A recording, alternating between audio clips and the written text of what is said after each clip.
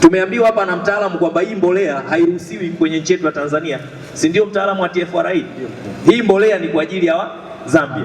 Tunapozungumzia mbolea tunazungumzia swala la usalama wa nchi yetu, kwa sababu tukicheza na mbolea manake tunacheza na swala zima la uzalishaji wa mazao ya kilimo, na mkoa wetu wa Songwe sisi ni mkoa wa kilimo.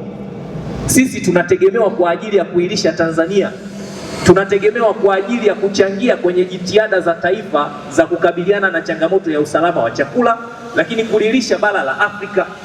Sasa serikali inafanya kazi kubwa ya kuweka mazingira bora kuhakikisha kwamba tunazalisha kwa tija, alafu wanatokea watu wengine wanaingilia katikati kuweza kuhujumu huyu mchakato. Lakini pia zile zingine ambazo ziko kwenye hii mifuko, kwa kilichoandikwa ni tofauti na kile kilichopo ndani. Lakini tayari ziko mbolea ambazo zimeuzwa kwa wafanyabiashara wengine, mwenyewe anasema zimeuzwa kwa wakulima. Karibia mifuko 100 ngapi unasema? 600. Hawa wakulima wote ambao wamenunua mifuko 600, maana yake wanaenda kutumia kitu ambacho tofauti kabisa na vile matarajio yao wanayoyatarajia. Kwa hiyo sasa amefanya ribegi, hana vibali, lakini licha ya kufanya ribegi lakini anadanganya, maana yake anachakachua nini? Mbolea. Sasa ni jambo ambalo hatuwezi kulikubali katika mkoa wetu wa Songwe. Kweni waambieni watu wa TFRA kwa kushirikiana na vyombo vya ulinzi na usalama, hatua kali za kisheria zichukuliwe. Uchunguzi wa hili jambo, kwa sababu uko wazi kabisa, sitarajii kwamba uchunguzi utachukua muda mrefu. Hii kesi iende mara moja mahakamani, ili na huyu bwana asikia hii sio kesi ya kwanza, sio mara ya kwanza, si ndio? Sio mara ya kwanza hawa watu kuweza kuwashika wakifanya tabia ya namna hii. Kwa inachoonekana kuna baadhi ya maafisa ambao wanashiriki kuweza kukwamisha hizi jitihada zinazofanyika za kupambana na hii biashara haramu. Kwa hiyo sasa linapotokea changamoto za namna, sisi maafisa wa serikali wenye wajibu wa kuweza kusimamia hili jambo, ni lazima tuwalinde wakulima.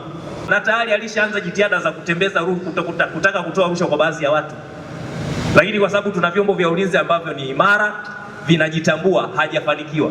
Lakini hali kadhalika sasa tupitie kwenye lile daftari lake. Ni akina nani wameuziwa hiyo mbolea? Ni wakulima gani wameuziwa hizo mbolea? Kama kuna wafanyabiashara wameuziwa, wameshapeleka wapi kwenye maduka yao kwa ajili ya kuwauzia wakulima? Maanake tuziondoe hizo mbolea mara moja kwenye mzunguko. Lakini wale wakulima ambao wameuziwa, naamini details zake zitakuwepo kwenye daftari. Lazima tuzirudishe hizo mbolea, tuwaambie na huyu bwana awalipe. Sio tu kurejesha kwenye mfumo. Hao ambao wamewalipa, kwa sababu taarifa zake mwenyewe anajua nani amewauzia, wazirudisha, walipe fedha yao, ili wakulima wakaenda kununua mbolea ambayo ni sahihi. Una vibali vya kuribegi? Tulikuwa tunasubiria. Viko wapi? Ulikuwa unasubiri kutoka wapi? Wizara ya Kilimo. Kwa nini umeanza kufanya kazi ya kuribegi zile mbolea wakati hauna vibali? Nilikosa vibali baada ya kuona sasa hakuweka hamna. Kwa hiyo ukikosa vibali wewe unaanza kufanya kazi ya kuribegi. Sawa, hapo nimekosa mkubwa. Nimekosa. Na mpaka sasa hivi umeuza kwa wafanyabiashara wangapi katika halmashauri ya Tunduma kwa zile mbolea ambazo tayari umesharibegi? Kuna mbolea baadhi chache wamechukua wakulima, sijamchukua mfanyabiashara yote. Mbolea kiasi gani ambao umeuzia wakulima mkoa wa Songwe? Mifuko 640. Mifuko 640.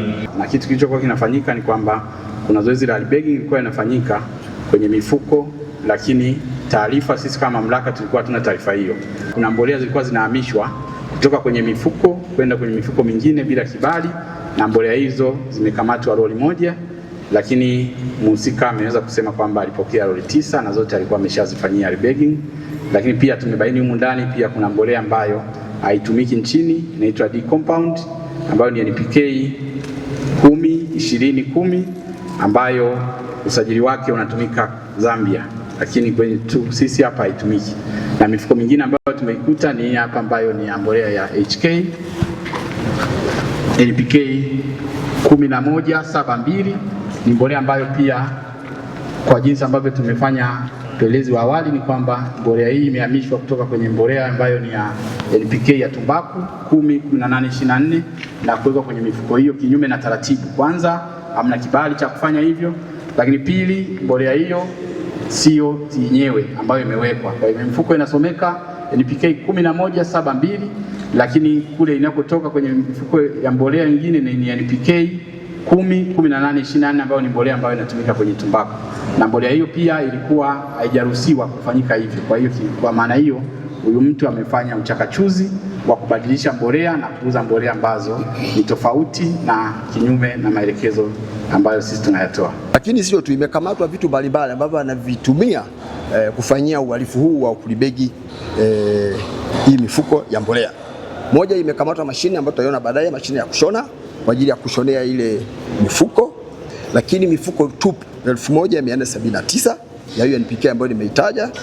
Lakini pia limekamatwa gari namba T 206 ELV na trailer lake namba T 949 ELR aina ya Scania, ambayo limekamatwa likiwa na hiyo mbolea ambayo nimesema, ambayo ilikuwa inalibegi mifuko 640.